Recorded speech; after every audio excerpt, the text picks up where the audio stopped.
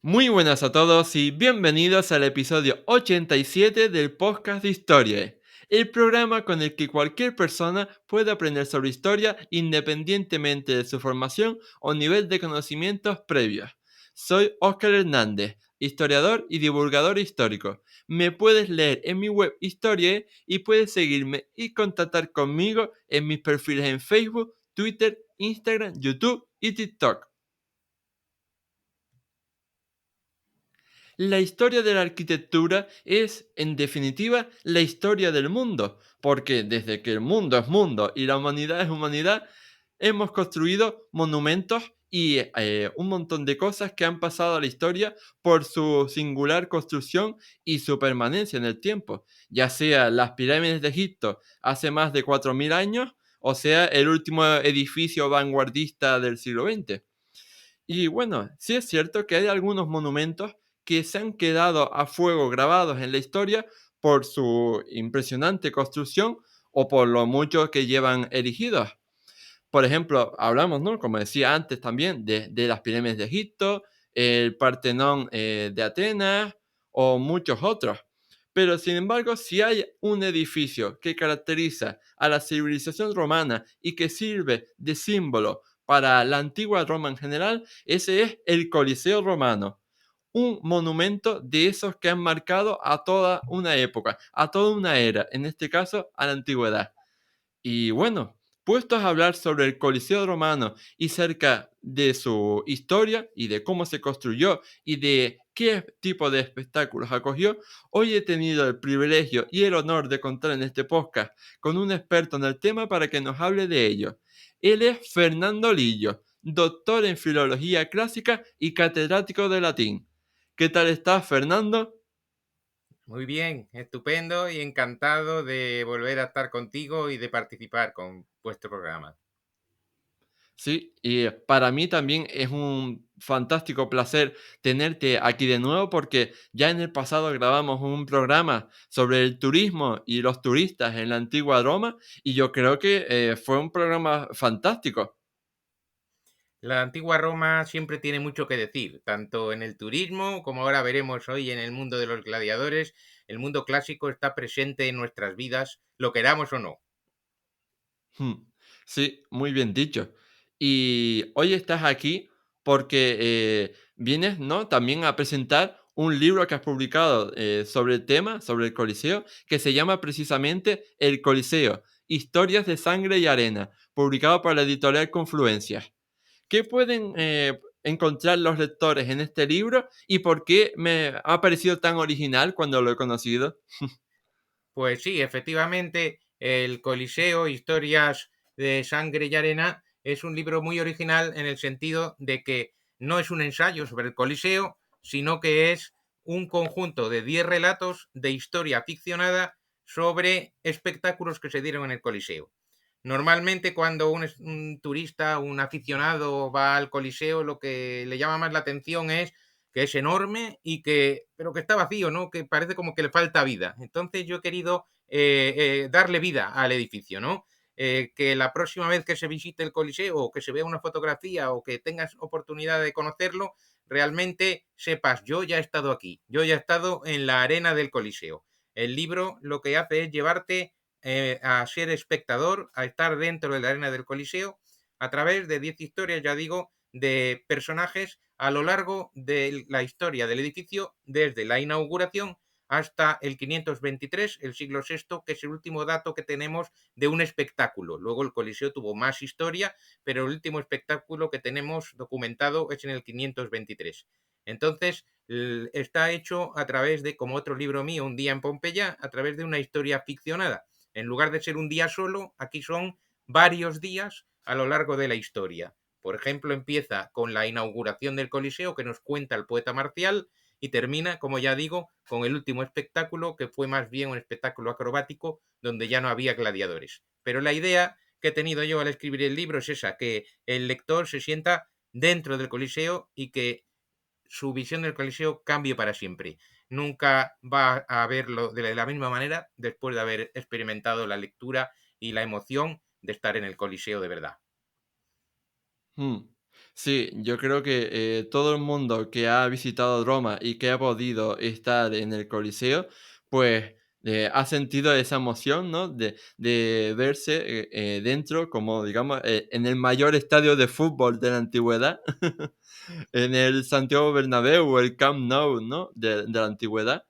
Y bueno, yo creo que una primera pregunta básica que deberíamos hacer, ¿no? Que incluso lo estábamos comentando antes de empezar a grabar, es cuál es la diferencia básica entre anfiteatro, teatro y circo, porque normalmente estos términos suelen confundirse. Sí, a nivel general, pues a veces se confunden y conviene establecer bien cuál es cada uno. Empezamos por el más fácil, que es el teatro. El teatro tendría unas gradas y después tiene un frente escénico y una parte semicircular. Nos lo imaginamos bien, ¿verdad? Si cogemos un teatro y ponemos otro teatro enfrente y los unimos, nos daría un anfiteatro, que en realidad es lo que significa la palabra. Dos teatros. Y tendría la arena del anfiteatro no es redonda, es ovalada o elíptica. Mientras que el circo era un edificio de otras características totalmente distintas, un edificio alargado, como el famoso de la película Ben-Hur, con un muro en el medio que se llama espina y alrededor del cual correrían las cuadrigas o las carreras de caballos, sobre todo de carros, que se hacían en la antigüedad. Entonces, no conviene, como a veces se confunde a nivel popular, llamarle al anfiteatro circo, que se suele llamar a veces por que parece como un circo que fuera redondo, pero no, el anfiteatro es ovalado, elíptico, ¿verdad? Y luego cada lugar se fue especializando para unas cosas, ¿no? El teatro acabó siendo especializado para las obras de teatro, el circo para las carreras de cuadrigas y el anfiteatro para las luchas de gladiadores.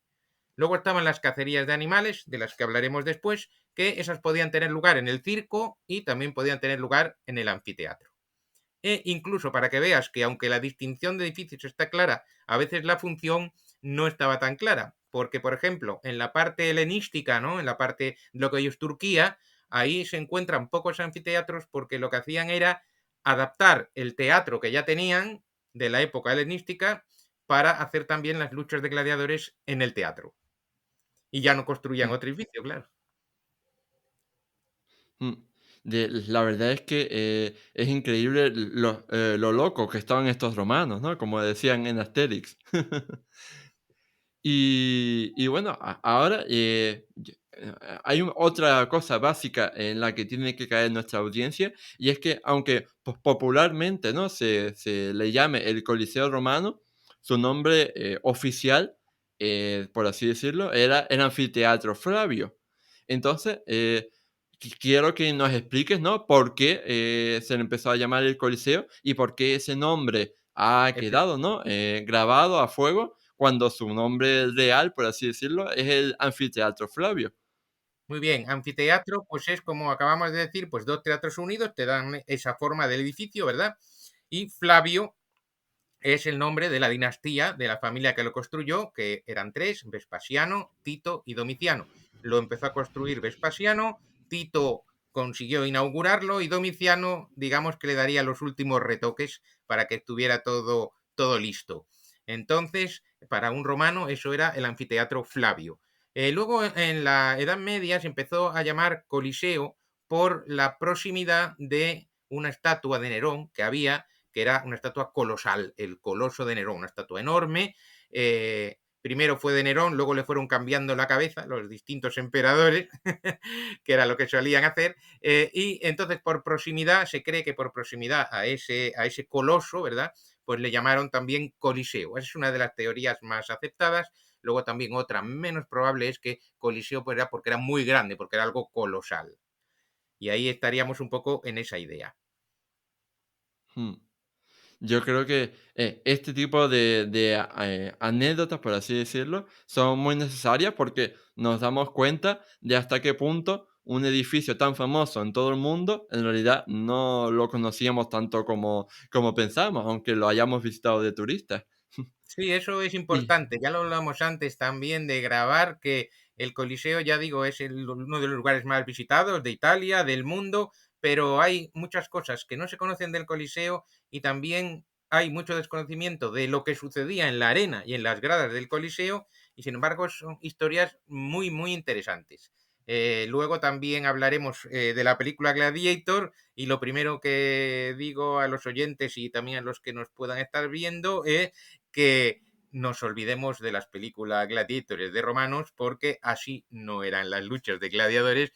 Después veremos qué hay de bueno en la película, que hay cosas muy buenas también, pero los gladiadores no cortaban cabezas, ni brazos, ni eran tan sangrientas o como esa otra teleserie Espartaco, Sangre y Arena, que también es muy sangrienta. Los gladiadores eran un espectáculo muy reglado en el que los romanos eran como unos buenos aficionados que querían que se les diera un buen combate de calidad, que sería como si hoy uno va a ver un boxeo, pues no pretende que le saquen la sangre al enemigo, sino que sea un buen espectáculo, y si es por KO mejor, pero que sea un buen espectáculo. Mm. Y una cosa que siempre llama la atención también, ¿no?, de la ingeniería romana es que construían todo en un tiempo relativamente muy pequeño.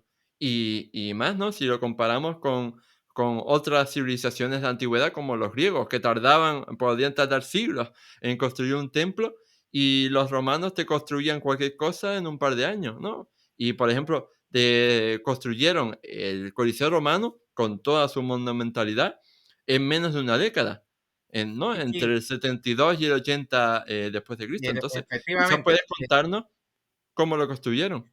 Pues es que realmente las cosas para que sean rápido tienes que tener dinero y que te interese acabarlas, ¿no? En toda construcción. Entonces, dinero tenían porque acababan de hacer la conquista de Jerusalén, era un botín importante, ¿verdad? Entonces lo emplearon para eso. ¿Y por qué querían construir un anfiteatro? Primero porque en Roma no había en ese momento anfiteatros permanentes. Hubo un anfiteatro de piedra unos años anteriores, en el año 29 antes de Cristo, pero luego se quemó en el incendio de Nerón. Luego Nerón también hizo uno de madera. Otros emperadores intentaron hacer un anfiteatro, pero ninguno lo había conseguido. Entonces, el verdadero anfiteatro de Roma iba a ser el Coliseo. Y esta dinastía, la dinastía Flavia, Vespasiano fue emperador después de un año muy convulso. Después de la muerte de Nerón hubo un año en el que hubo hasta 4 emperadores. Era una dinastía nueva, necesitaban un símbolo, necesitaban que el pueblo estuviera contento y que les viera como benefactores.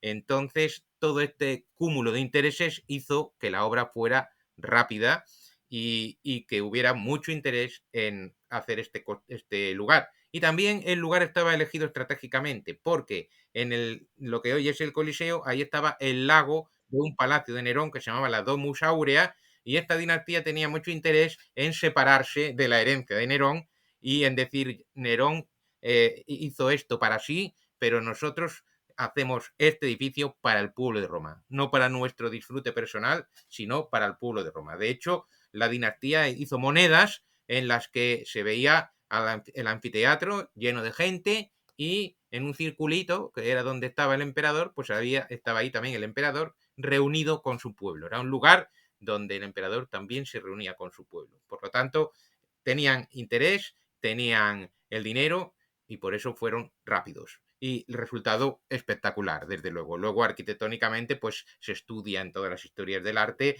Todo el mundo sabe que los 3 pisos pues se corresponden con los 3 órdenes arquitectónicos, dórico, jónico y corintio, que después tiene un ático arriba y que a lo mejor esto no lo sabe tanta gente, es que arriba de todo el ático había unos postes todo alrededor para poder poner un velum, como un toldo, que sería como un anillo central. La arena quedaba al descubierto, pero todo alrededor tenía un toldo. Y entonces los espectadores estaban al resguardo del sol y de las inclemencias.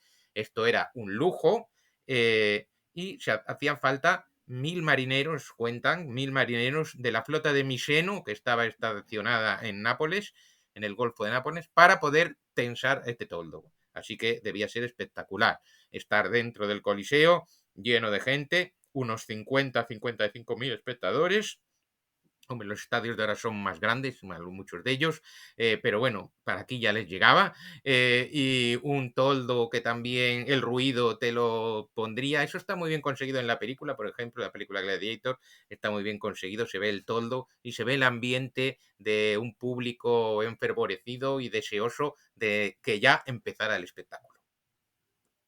Mm. Sí, sí, al final es lo que decía yo antes, ¿no? En un estadio de fútbol de los actuales, ¿no? Como pueden caber 90.000, 100.000 personas, y en este coliseo de la antigua Roma, pues eso, cabían 55.000 personas. Así que era absolutamente impresionante Bueno, de un quien pequeño tuviera una apunte. máquina del tiempo, ¿no? Para El viajar. Coliseo, el Coliseo estaba muy bien como edificio de espectáculos, pero el edificio de espectáculos más grande de Roma era el Circo Máximo, del que hoy no nos queda nada prácticamente más que la explanada y muy pocos restos. Y se decía que el Circo Máximo, aunque tiren por arriba, era 250.000 espectadores. Mm. Así que Imagínate, fíjate, eso es mayor todavía. muchísimo más que el Coliseo. Para nosotros el Coliseo es el emblema de Roma, pero para un Mm. romano el Coliseo estaba bien, pero si iban al Circo Máximo se reunían con 250.000 personas. Y las carreras de cuadrigas duraron mucho más que las luchas de gladiadores. Es decir, que Mm. bueno, hay quien piensa que incluso eran más populares que las luchas de gladiadores. Pero bien, a nosotros nos llama mucho más la atención el Coliseo porque después ha sido el edificio que además lo tenemos físicamente bastante bien conservado y su historia pues ha sido la que nos han contado, ¿no? Mucho más que la historia del Circo Máximo. Pero es importante saber eso, que el mayor edificio de espectáculos era el Circo Máximo. Mm.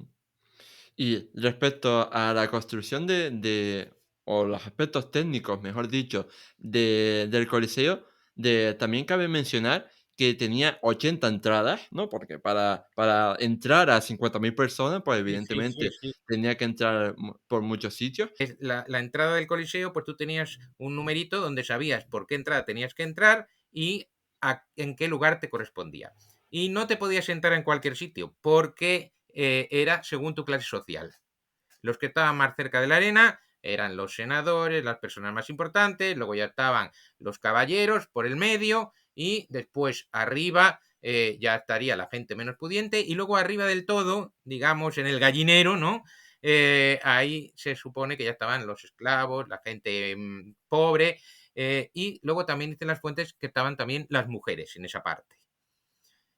Ahí luego se discute bastante, porque yo si fuera un senador romano iba a dejar que mi mujer estuviera sentada allí arriba, pues no, no, no. Yo me la llevaría a mis asientos, ¿no? Pero bueno, no podemos saber con exactitud dónde estaban sentadas, pero las mujeres en el anfiteatro, las mujeres de alta clase social, me refiero, pero bueno, yo dudo un poquito que estuvieran apartadas allí arriba, no sé. Es una opinión personal y de algunos investigadores sobre ese aspecto. Pero sí lo que había era una estratificación social. Cada uno sabía en qué lugar estaba en el Coliseo. Mm. Y Y, también lo que llama mucho la atención, pues es eso, los intrincados pasillos que hay también hoy en un estadio moderno para que tú tengas que llegar a tu asiento y no tengas que estar dando vueltas por todo el sitio buscando a dónde tienes que llegar. En dos o tres vueltas ya estás en tu lugar, en un itinerario el más corto posible, ¿no? Pues eso los romanos lo tenían muy bien estudiado y muy bien trabajado. Y una vez que ya estamos en y los asientos, pues ya tendríamos que ver un poquito que empieza el espectáculo, ¿no? Te voy a adelantar un poquito que Los Gladiadores era el espectáculo de la tarde. mm, Normalmente por la mañana estaba lo que se llamaban las cacerías. Las cacerías podían ser o que exhibieran animales exóticos, salvajes y no los mataran, o bien que enfrentaran animales unos con otros, por ejemplo, soltaban a unos gamos, a unas gacelas y sacaban unos lobos, unos perros que las persiguieran, un espectáculo, ¿no? O se enfrentaba un rinoceronte con un elefante, una maravilla también. O también había cacerías en las que unos cazadores profesionales mataban fieras salvajes. Es decir, había esas tres variedades, el espectáculo de cacerías. Era por las mañanas, es lo que se cree sobre todo, y esto era un mensaje que se daba al pueblo de Roma. Se decía, nuestro imperio, nuestro poder es tan grande que somos capaces de traer de los lugares más alejados del imperio, es decir, del norte de África, de Arabia, de los bosques de Germania, de la lejana Hispania, animales para que estén aquí delante de vosotros y que los podamos matar, porque el hombre romano domina el mundo animal y está a su servicio. Es decir, el mundo animal está al servicio del hombre y Roma es la reina del mundo. Ese era el mensaje que se daba con esas cacerías y realmente había toda infraestructura de cazadores en los lugares de origen, de transporte, había unos lugares en las afueras de Roma que se llamaban vivaria, donde los animales se conservaban, estaban guardados hasta que tenían que participar en el espectáculo, es decir, había toda una infraestructura llevada para eso, que costaba muchísimo dinero y que realmente daba la sensación al romano de a pie que su imperio era fabuloso y extraordinario.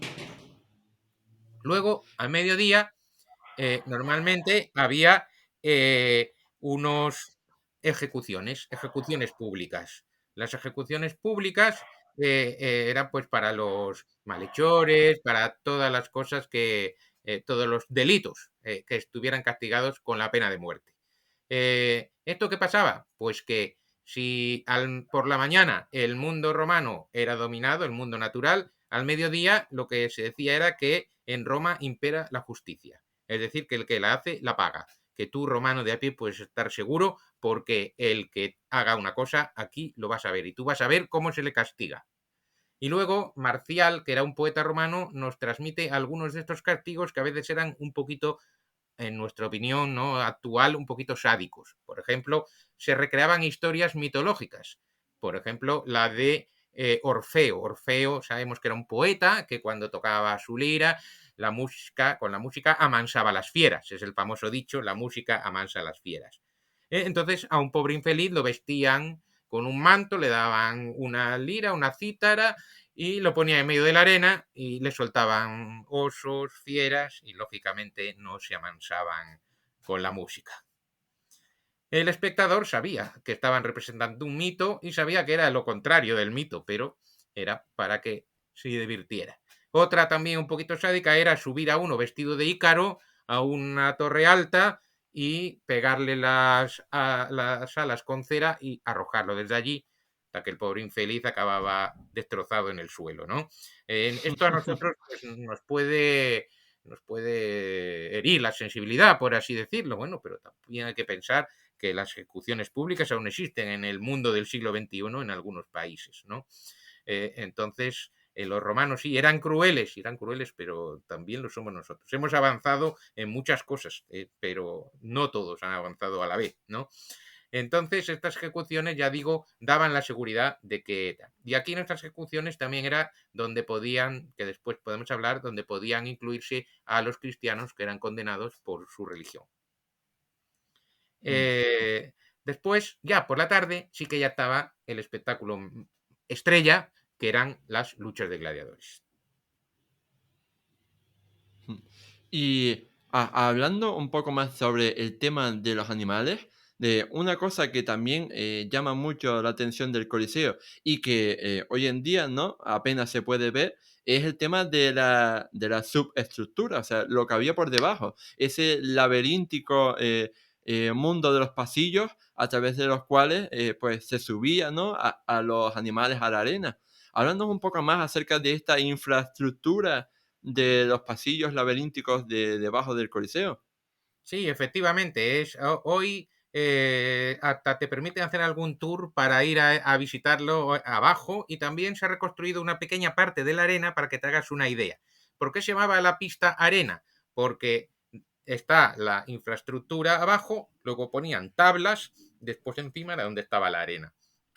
Pero todo el suelo estaba hueco porque abajo estaban toda una galería subterránea donde estaban encerrados los animales y donde había una serie de mecanismos que podían ser bien rampas o bien ascensores a mano, lógicamente, ascensores accionados manualmente, para que la fiera saliera por el lugar más insospechado.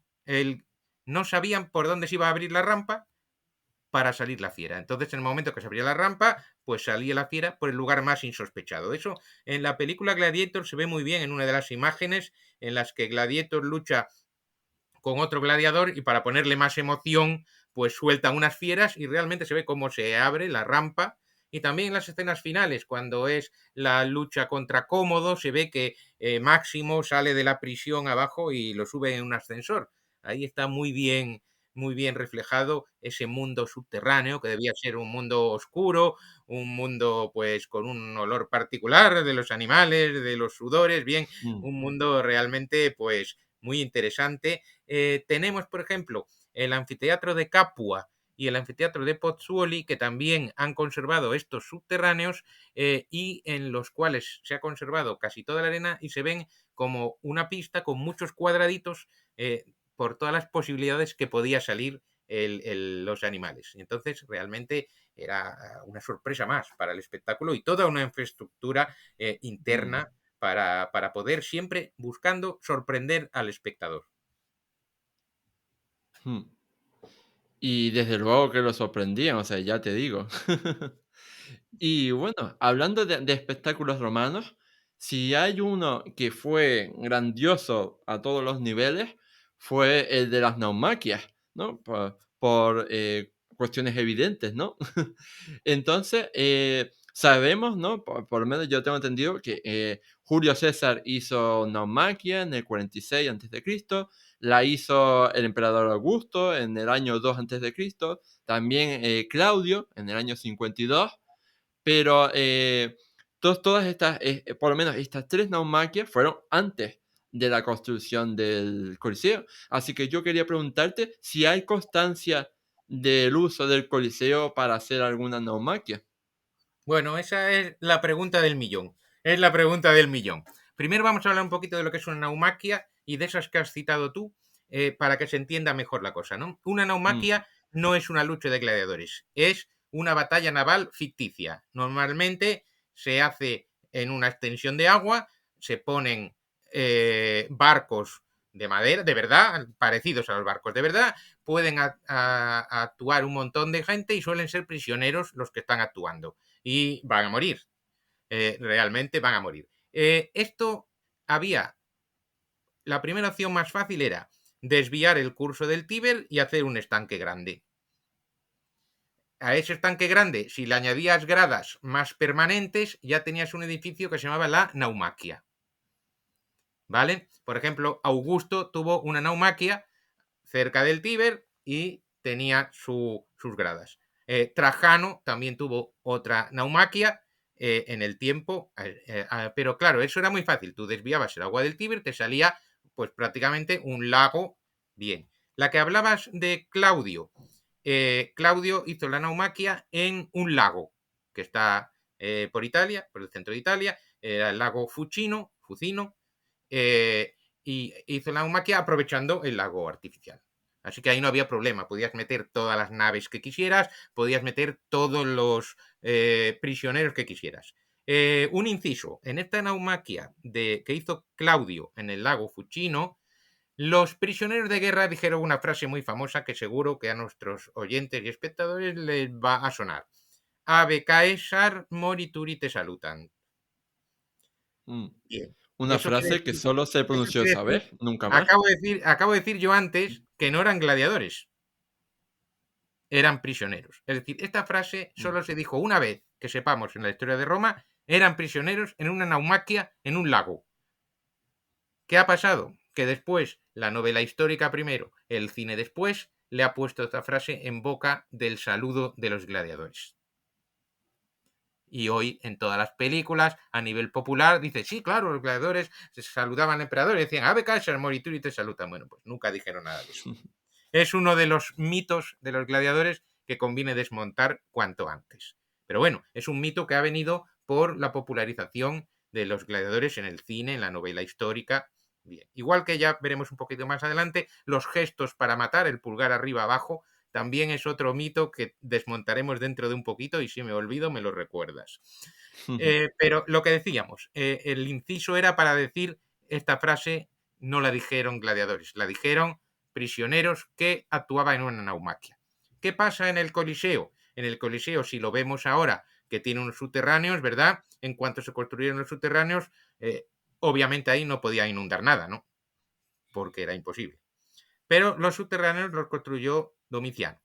Entonces, antes, en la época de Tito, se citan algunas fuentes que hubo una naumaquia. Hay ideas entre los investigadores para todos los gustos.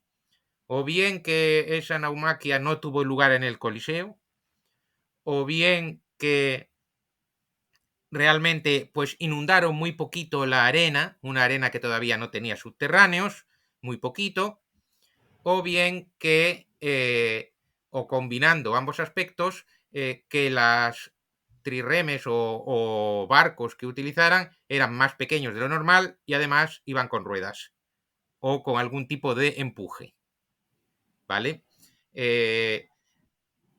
Yo me quedo con esta última, personalmente, me quedo con esta última hipótesis de los investigadores, que quizás se pudo inundar un poquito antes de que tuviera los subterráneos, pero que los barcos eran barcos operados por gente que iba empujándolos desde dentro o como fuera, ¿no?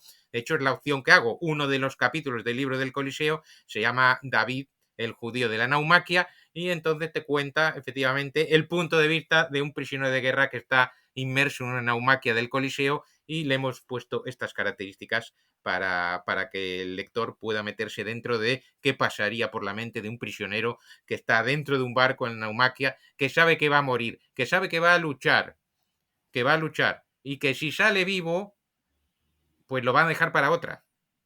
Va a sobrevivir ese día, pero seguramente lo utilizarán en otra naumaquia o en otra cosa. El que moría ya moría allí, pero el prisionero que sobrevivía podría salir para más adelante, para otra ocasión, ¿no? Era muy difícil que estos los liberaran de algún modo, porque ya digo, eran prisioneros de guerra, no eran gladiadores profesionales.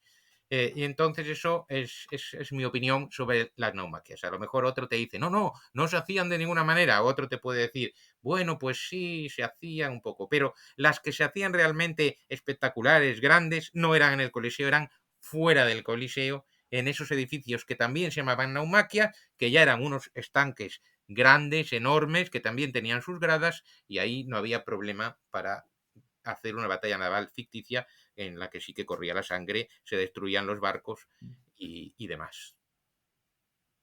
Mm.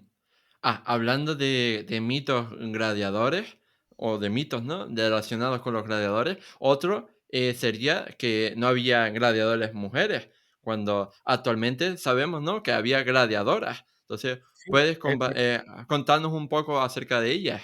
efectivamente, sí, había gladiadoras mujeres. De hecho, pues una gladiadora, conservamos en el British Museum un relieve procedente de Halicarnaso del siglo I-II después de Cristo, en el que tenemos representadas dos combatientes femeninas y dos nombres artísticos. Conservamos los nombres artísticos. Una se llamaba Aquilia, que es lo mismo que Aquiles en chica, y otra se llamaba Amazona, que es la Amazona. Se supone que en este combate estarían representando el mito que se cuenta en las post-homéricas, en la que Aquiles luchaba contra una amazona llamada Pentesilea y la vencía. Pero en esta lucha, que eran dos mujeres gladiadoras que lucharon, y este relieve se esculpió porque esta fue una lucha tan extraordinaria que pone una palabrita en griego en el relieve que dice apelicesan, que significa fueron liberadas. Es decir, eran gladiadoras de procedencia esclava, fueron liberadas y dejaron de ser gladiadoras, afortunadamente para ellas. Pero este es el, digamos, hay otros puntos más, otros objetos más discutidos, pero este es el menos discutido y que se ve que había mujeres gladiadoras. Tenemos un documento, digamos, arqueológico. Luego tenemos documentos literarios en los que las fuentes nos citan que había mujeres gladiadoras y que tenían, podemos deducir que tenían las mismas especialidades que los hombres. Sabemos que los gladiadores había de distinto tipo, había tracio, mirmilón, ¿vale? Pues había esedario, había muchos tipos, pero suponemos que las mujeres podían ser cualquiera de esos tipos, o al menos conservamos datos de que había mujeres tracias, mujeres esedarias, que era otro tipo de gladiador, ¿no? Y también suponemos que se entrenarían en los mismos lugares que los hombres, que no habría una, no tenemos constancia de que hubiera una escuela de gladiadores para mujeres. Pero Ujú. luego también, a través de este testimonio, ¿no? Que acabo de comentar, de este relieve procedente de Halicarnaso, pues lo que hacían era emparejarse entre sí. No conozco un emparejamiento de hombre-mujer, era mujer contra mujer. Y bueno, era un espectáculo que existía, no sería lo más habitual, pero sí que existía. Y Mm. bueno, puede pasar en cualquier momento, podemos encontrar nuevos testimonios, ¿eh? Porque el mundo de los gladiadores está en constante ebullición. Mañana puede aparecer otra pieza arqueológica en una excavación con una inscripción y nos sale una inscripción de una mujer gladiadora. Pues ¿quién te dice que no puede ser eso? Puede ser. Todo el Mm. mundo de los gladiadores, igual que todo el mundo de la antigüedad, tenemos tan poquitas cosas que y constantemente las estamos renovando y reinvestigando porque van apareciendo nuevos datos. Por ejemplo, hace un par de añitos nada más apareció una pintura nueva de gladiadores en Pompeya en una taberna. Pues mira, pues ya es un dato más. Ya sabíamos que los gladiadores frecuentarían tabernas y que era muy popular, pues ya tenemos debajo de una escalera unos gladiadores pintados en la pared. Mm. Y más Bien, allá de... sí, ¿Sí? una cosa que quería decir, que a lo mejor se nos ha pasado porque ¿quiénes podían ser gladiadores? Es una pregunta importante también, ¿no? Los gladiadores eran o bien prisioneros de guerra, o bien esclavos que sus amos dedicaban a ser gladiadores, o bien condenados que se dedicaban, su condena era ir a una escuela de gladiadores, o bien hombres libres. Había hombres libres que también se contrataban como gladiadores por un periodo de tiempo. ¿Y por qué lo hacían? Pues podían hacerlo por fama, porque les gustara, porque querían ganar dinero, en fin, varias motivaciones para que un hombre libre pudiera ser gladiador. Solo que el hombre libre, una vez que fuera el contrato, pues seguía siendo libre. Mientras era gladiador, perdía un poquito su estatus, ¿no? De ciudadano libre. Pero después lo recuperaba y ya está, ¿verdad? En cambio, los demás tenían que conformarse con ser gladiadores. Los gladiadores no eran aficionados, eran gente preparada a las que entrenaban para que dieran un buen espectáculo. Otra cosa era que tú cogieras un condenado, le dieras una espada y que luchara contra otro condenado. Pero eso no era un espectáculo, eso era pues una lucha que tenía poco valor. Y de hecho, tenemos fuentes que nos dicen que el espectador sabía apreciar muy bien y que si un organizador de juegos le daba a una pareja de gladiadores mala, protestaban. Decía, pero qué malo ha Ujú. sido el espectáculo. Estos eran gladiadores de última fila. Lógicamente había de primera categoría, segunda, tercera y cuarta, cada uno tendría su precio, y el que podía permitirse un espectáculo a todo lujo, pues quedaría muy contento la gente. Si era un espectáculo de provincias con menos presupuesto, pues tendría que ajustarse a eso. Pero repito, los gladiadores eran profesionales, profesionales que se jugaban la vida, pero que tenían una posibilidad. Socialmente estaban muertos.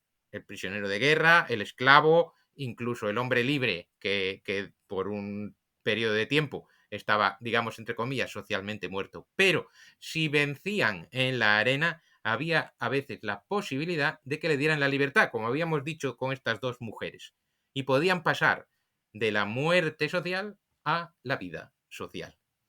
Es decir, si por la mañana en el anfiteatro estabas dando muerte a la vida de los animales y por el medio estabas dando muerte a los condenados y dando vida a la gente que estaría más segura, por la tarde el gladiador que estaba muerto socialmente podía ser vivo socialmente, podía conseguir la libertad. Un prisionero, un esclavo, podían conseguir la libertad con un buen espectáculo.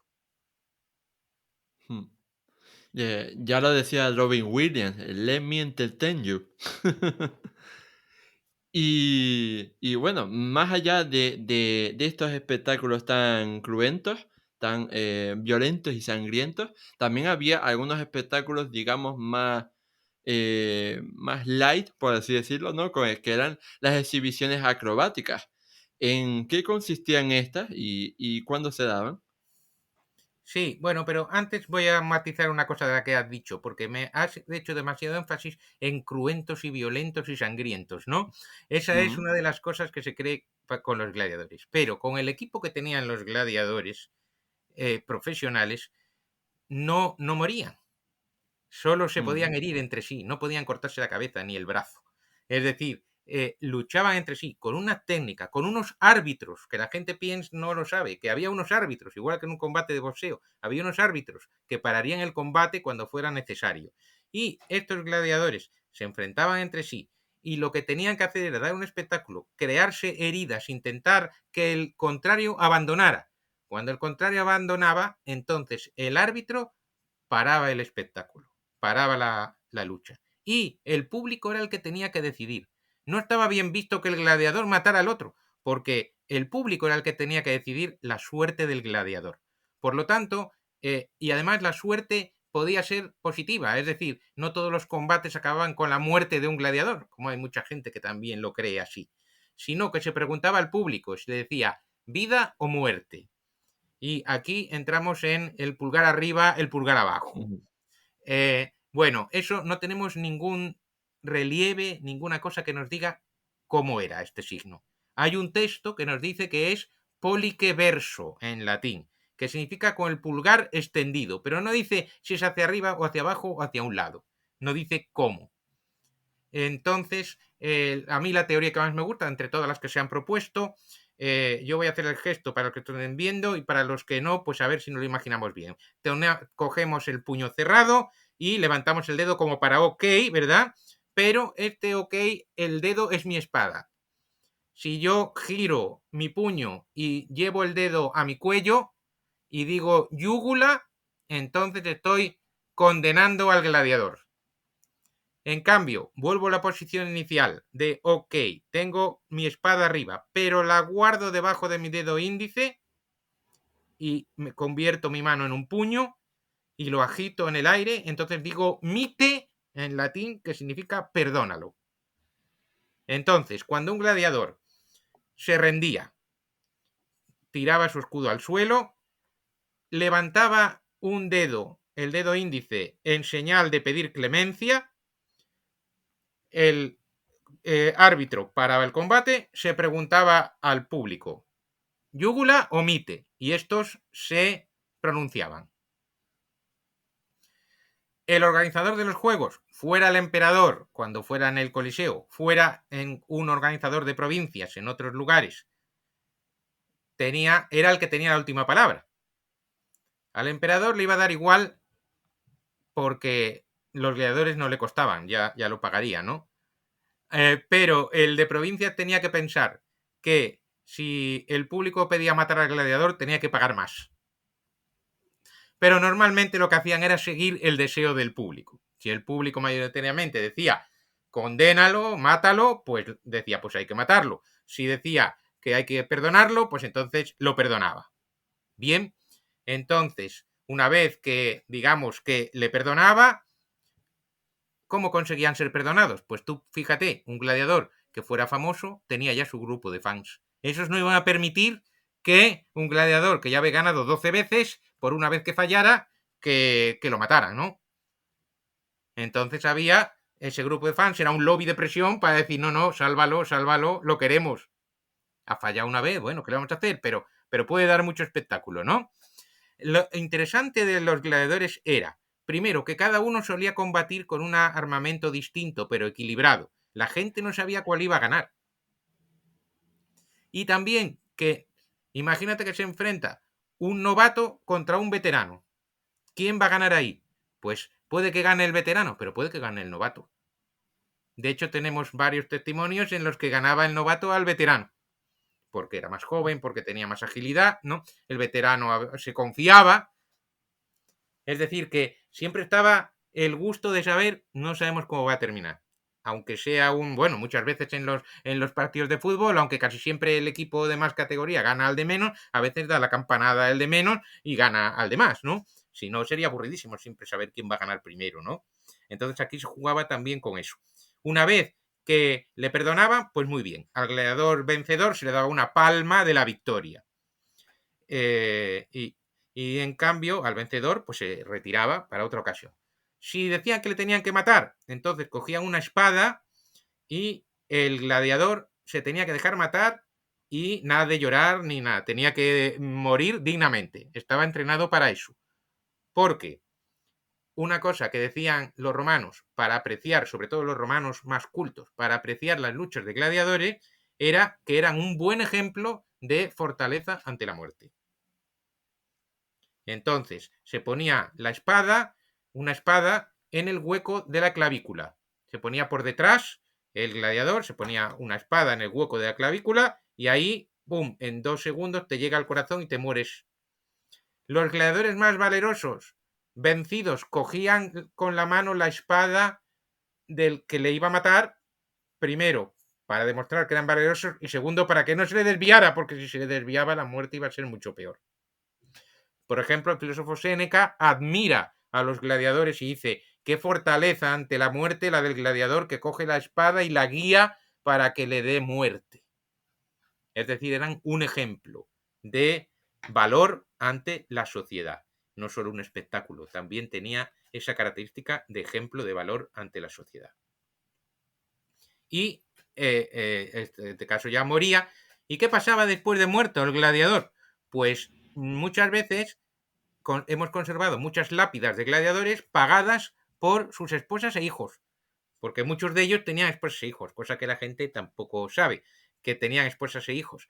Y que en el ludus, que era la escuela gladiatoria, a veces podía vivir la esposa y los hijos, a veces no lo sabemos con seguridad. Y también hay casos, hay epitafios de gladiadores en los que son el entrenador el que le paga el entierro, o los aficionados, el grupo de fans, los que le pagan el entierro, porque para un romano, igual que ahora, un buen entierro es algo fundamental. Y entonces mucho más, porque el que estaba mal enterrado se convertía en un fantasma que erraría por ahí. Entonces, gracias a eso tenemos muchas lápidas y podemos establecer, pues, a ver a qué edad morían los gladiadores, a qué, bueno, muchos datos de qué nacionalidad eran, de qué especialidad eran. El mundo de los gladiadores es inmenso, pero la idea era que el público era el que decidía si moría o vivía. Ahí estaba parte de la gracia del espectáculo. Y ahora, ya volviendo a esos otros, era todo esto para contar un poco cómo era el combate gladiatorio y en realidad, ya digo, ¿había sangre? Sí, pero no era como pensamos ahora, no, la sangre, lo que le gustaba. Bueno, la sangre le iban a ver en los ajusticiamientos y en las cacerías. En los gladiadores se veía sangre, pero no mucha. Lo que se veía era un buen espectáculo. Ya digo, no cabezas ni brazos cortados, sino un buen espectáculo donde se va hiriendo al enemigo en los pocos flancos libres que quedan, y los espectadores, que son entendidos, como los buenos aficionados al fútbol o a cualquier deporte, saben si está haciendo bien el partido, si está mal, si hay tongo, ¿vale? No podían tener tongo porque la gente se daba cuenta. No podían amañar el espectáculo porque se daban cuenta de que no estaban luchando al nivel que tenían que luchar. Y luego, aparte de eso, pues había otros espectáculos pues más ligeros, que por ejemplo había unos que se llamaban paegnari, que esos eran unos que combatían con unos látigos y unos bastones. Entonces esos se daban golpes con látigos y bastones, ahí no era a muerte, pero ciertamente era duro. Eran uno que tenía 2 bastones y otro que tenía un látigo y un bastón. Entonces iban persiguiendo y se iban golpeando. Uno de estos personajes también sale en el libro y es un entrañable viejecito veterano del Ludus Magnus, que era la escuela de gladiadores más importante de Roma, cuyos restos están ahí al lado del Coliseo y se pueden ver todavía hoy en Roma. Y este viejecito entrañable cuenta a los nuevos recién llegados a la escuela de gladiadores, pues cómo es la vida en la escuela de gladiadores y cuántas cosas ha pasado él en su vida. Un poquito para darle un poco de viveza a estas cosas que ahora estamos contando más en plan informativo. Pero ya digo, el libro es más, no novelesco, pero es ficcionado, ¿no? De manera que te metes más en la historia.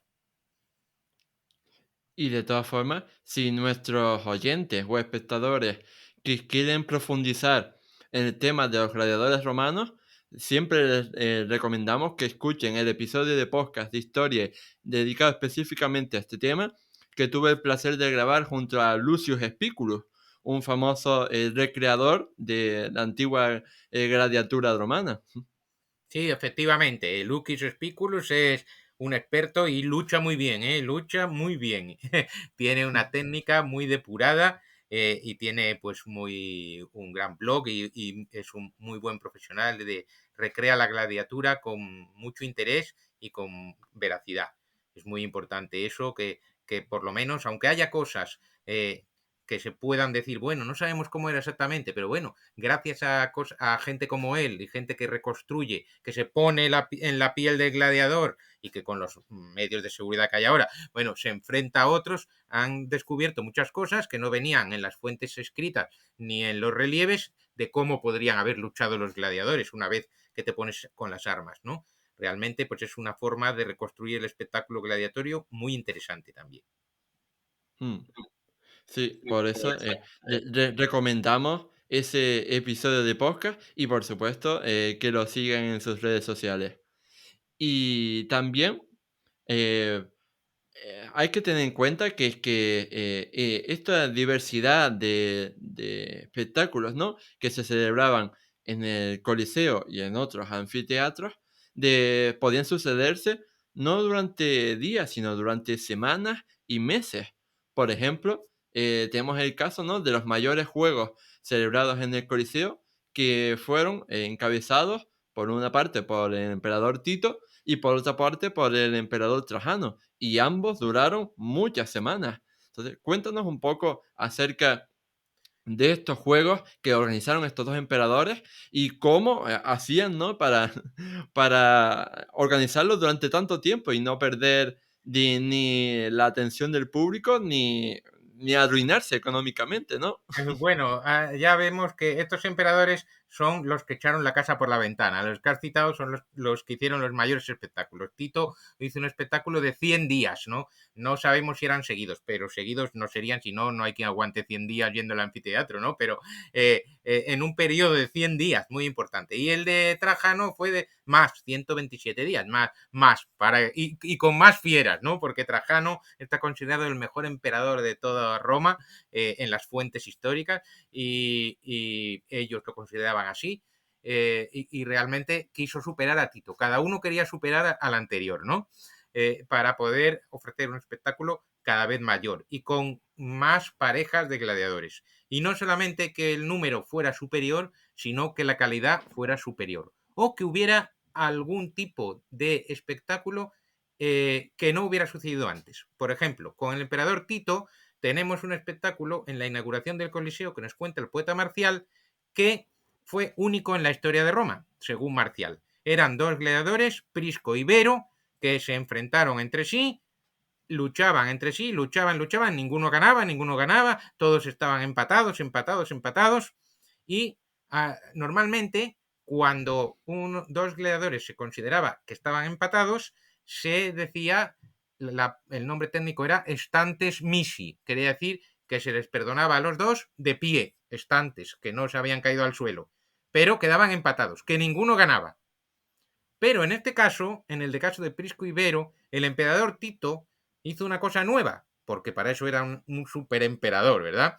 Y entonces no dijo que estaban empatados, dijo, estos dos gladiadores, lo que pasa es que han ganado los dos. Han ganado los dos, se merecen los dos la victoria. Y le dio a cada uno una palma de la victoria. Y luego le dio también la libertad a cada uno. Y entonces fue una apoteosis, porque nunca nadie había hecho eso antes. Y parece ser que, por lo menos, no tengo ninguna fuente de que lo hiciera después. Por tanto, ya digo, lejos de que fueran algo monótono, las luchas de gladiadores no eran monótonas porque había mucha variedad. Había variedad en categorías, había variedad en espectáculos. Luego también, normalmente las luchas eran por parejas. A veces en el cine suelen poner un montón de gladiadores contra otro montón de gladiadores. Bueno, había ese combate, pero esos combates no eran de los de primera fila. Eran combates en los que no se podía apreciar lo que estaban haciendo, ¿no? En cambio, los que eran de dos en dos eran realmente las luchas estrella que había en el espectáculo de los gladiadores. Entonces ahí estaba un poquito esa historia de, de ver cómo el público buscaba la novedad y la gente, los organizadores, intentaban dársela también en ese aspecto. Mm. Sería Y importante también a hablar de cómo se acabaron los juegos de gladiadores, si te parece. sí, por supuesto. De Eh, así nos acercamos al final del programa. sí, es una pregunta que suele hacer. Bueno, pero ¿cómo se acabaron los juegos de gladiadores? ¿Los prohibieron con el cristianismo? ¿Cómo fue? Bueno, es un poquito complejo el asunto, ¿no? Oficialmente se cuenta que el emperador Honorio en el 399 después de Cristo y luego unos años después también hizo unos edictos, unos decretos para prohibir las escuelas de gladiadores y las luchas de gladiadores. O sea que si le hicieron caso, a partir de esa época no habría luchas de gladiadores. ¿Por qué? Bueno, pues hay dos razones fundamentales. Una es el cristianismo, porque con una nueva sensibilidad, matar a otra persona, pues no era lo más de recibo, ¿verdad? Y entonces ahí se contaba una leyenda, que también cuento en el libro, que era que en esta época de Honorio, un monje saltó del público, de entre el público, se puso en medio de dos que estaban combatiendo y los separó. El público no le gustó mucho que hicieran eso, ¿eh? Lo apedreó. Y el emperador al ver esto dijo, no, hay que quitar las luchas de gladiadores. Bueno, es una leyenda que se tiene y que qué puede decirnos esa leyenda. Pues esa leyenda nos dice que sí, que efectivamente el cristianismo con su nuevo pensamiento de amar a los demás, pues no era muy coherente con las luchas de gladiadores. Pero ¿qué pasaba también ya en este siglo V, siglo III, cuarto, quinto, ¿no? Pues que el Imperio Romano estaba en crisis, había muchas crisis económicas.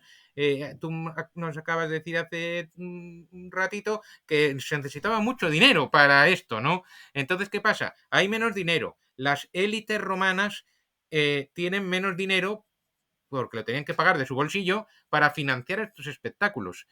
Si hay menos dinero, las escuelas de gladiadores se van haciendo cada vez de menor calidad. De hecho, se piensa que los espectáculos de los siglos III y IV eran espectáculos en los que ya primaba más lo sangriento y la muerte, es decir, que moría más gente, esta es una hipótesis, pero puede ser que moría más gente en esa época, que los perdonaban menos porque el espectáculo era peor de calidad, de una calidad artística peor. Sí, y entonces era más, digamos que eran más brutos, más violentos y que buscaban más la muerte del contrario para que la gente se quedara más contenta, ¿no? Esas son las dos teorías que tenemos ahora sobre el final de los gladiadores. El hecho es que sí, que a partir del siglo cuarto, quinto, no tenemos ya fuentes que nos digan que hubiera luchas de gladiadores. ¿Que pudo haber? Bueno, pudo haber, pero cada vez digamos que había un declive. Y llegamos ya al siglo VI. En el 523 después de Cristo tenemos el último espectáculo documentado en la antigüedad del Coliseo, que Mm. aquí ya no había luchas de gladiadores. Y podía haber cacerías, sí, cacerías se mantuvieron, pero ¿qué era lo que primaba aquí? Los espectáculos acrobáticos. Por ejemplo, el último episodio de mi libro se llama Rufo, el acróbata del Coliseo, que está basado en unos que se llaman dípticos consulares, unos relieves de marfil que nos cuentan cómo eran los espectáculos en esta época, y también una carta de Teodórico, el emperador Teodórico, que nos cuenta cómo podían ser estos espectáculos. ¿Y ahí qué pasaba? Ahí, por ejemplo, te soltaban un oso o un león y, y el que estaba era como un acróbata que tenía que o bien saltar por encima del oso o bien evitar que el oso le cogiera. Por ejemplo, había unas puertas giratorias y entonces te mareabas al oso, ¿no? Como se hace con las Mm. vaquillas, ¿no?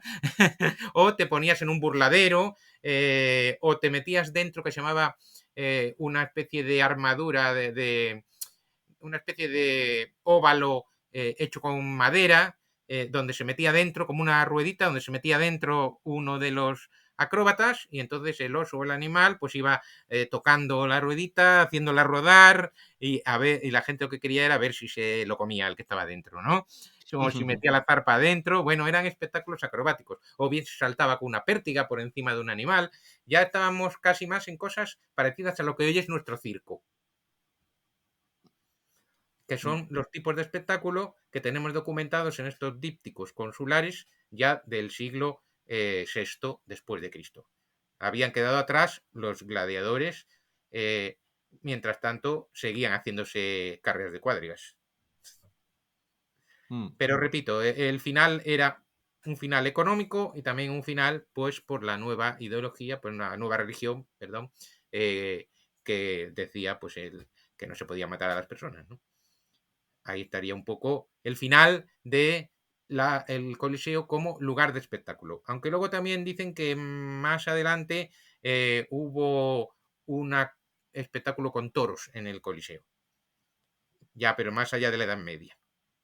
Y ese a lo mejor puede ser el último espectáculo. Pero vamos, el último espectáculo realmente de la antigüedad es este, del 523. Mm. Y para terminar ya este programa, definitivamente, quería hacerte una última pregunta, mejor dicho, que estoy seguro que mucha gente la estará pensando también a estas alturas, y es, ¿por qué el Coliseo o sea, tiene el aspecto que tiene actualmente, ¿no? Que parece, ¿no? Que le faltan cachos, ¿no? Bueno, claro, claro, no le van a faltar cachos, han pasado muchos siglos, ¿no? ¿Qué pasó después que se dejó de usar como edificio de espectáculos? Pues, ¿qué pasó? ¿Qué hicieron en los siglos siguientes? Pues mira, hubo gente que se fue a vivir allí. Es decir, es muy útil, los agujeritos de las cavias, cualquier sitito, ahí fue a vivir gente. También que empezaron a hacer, era una cantera ideal para construir los edificios, ¿no? Y además, con la tecnología que tenían entonces, podían ir sacando el mármol, podían ir sacando los adornos más lujosos, las estatuas que hubiera, pero claro, cargarse el edificio entero no podían, que no tenían grúas de demolición como las que tenemos ahora, ¿verdad? Que el edificio cargárselo entero era inviable, ¿no? Entonces hubo una época, eso, que se utilizó como una cantera, que había gente que vivía allí también. Después, en la Edad Media, hubo una época en que incluso una familia de Roma hizo allí su especie de palacio, castillo, fortaleza. También tuvieron eso. Después siguió también otra época de abandono. Es complejo, ¿no? Pero a partir del siglo XVIII la Iglesia Católica vio que era un lugar de los mártires y entonces empezó a tener un poquito más de cuidado y a poner unas capillas o a poner incluso se puso un Vía Crucis en un momento dado. Y luego ya empezó en el siglo XIX el interés por estudiarlo ya y excavarlo y conservarlo como un monumento público, ¿verdad? A principios del siglo XX, con el fascismo, pues sabemos que Mussolini pues cogió las excavadoras y hizo la vía de los foros imperiales, se cargó un montón de foros imperiales porque él quería desfilar por allí desde el foro hasta el Coliseo. Y hacer sus desfiles. Entonces, para ellos ya era un símbolo de Roma, de la Roma imperial, de la grandeza de Roma, ya empezó a ser cuidado, ¿no?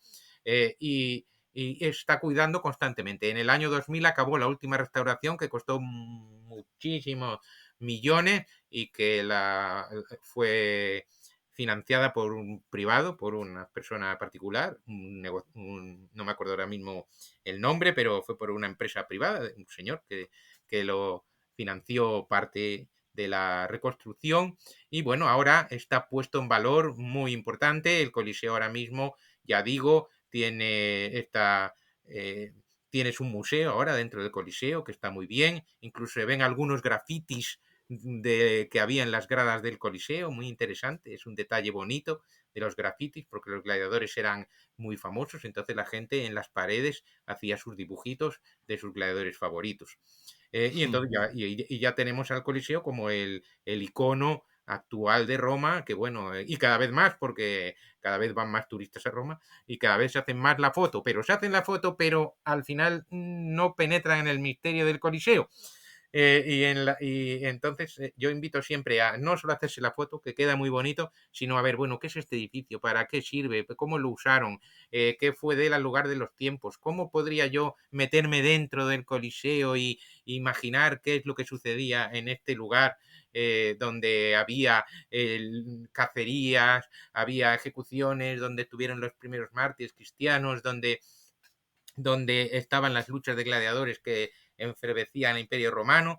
¿no? Un poco buscar, como hay mucha gente que se han hecho incluso estudios de entrevistas que dicen, ¿tú por qué has venido al Coliseo? Y dice, "Oh, porque he visto Gladiator y me ha gustado mucho, entonces quiero ver a ver cómo es el Coliseo". Y de hecho, hace poco su protagonista Russell Crowe pues fue al Coliseo, se hizo una foto y salió en todas las redes sociales. Máximo vuelve al Coliseo. Realmente pues es muy un icono.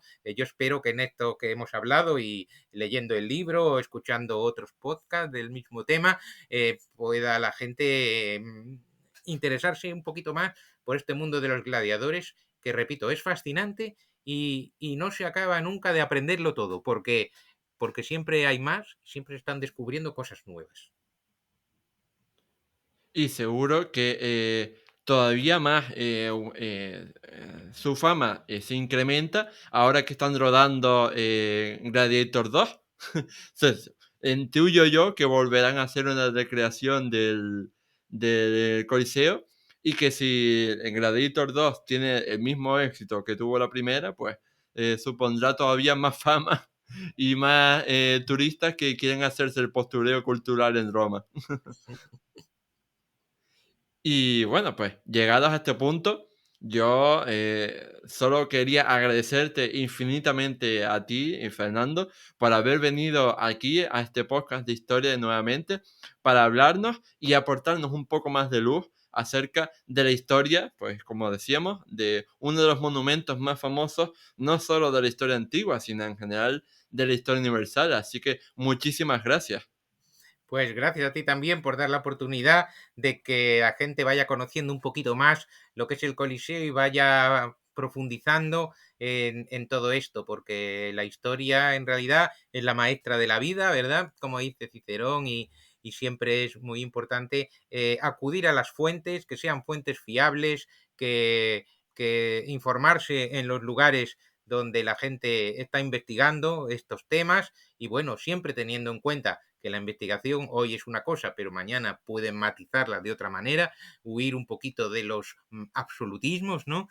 Y siempre llevar a Roma en el corazón, y el corazón de Roma era el Coliseo, y sigue siéndolo en muchos aspectos. Y quién sabe, a lo mejor en el presente o en el futuro encontraremos algún turista que se adentra en el Coliseo romano escuchando este podcast, quién sabe. Ah, pues sí, es muy posible, porque con las nuevas tecnologías que hay, pues uno puede ir perfectamente escuchando y paseando y tranquilamente mientras lo va contemplando, pues sería ideal ir escuchando esto y también que se lleve en la mano el librito, el Coliseo, historias de sangre y arena, que sería una gozada realmente leerlo in situ.